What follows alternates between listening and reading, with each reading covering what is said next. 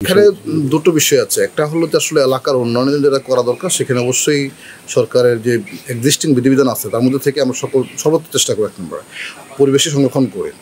এবং আরেকটা বিষয় হলো এই ডেভেলপমেন্ট করার জন্য সরকারের যে সমস্ত মন্ত্র যোগাযোগ করতো সেটা আমরা অবশ্যই কথা বলবো এবং এটা অবশ্যই যে কোনো উন্নয়নে স্থানীয় অংশগ্রহণটা খুব জরুরি। তবে স্থানীয় অংশগ্রহণ তো নিশ্চিত করতেই হবে, পাশাপাশি ন্যাশনাল যে পলিসি আছে আমাদের সেই পলিসির সাথেও আমাদেরকে কিন্তু কমপ্লায়েন্স করতে হবে।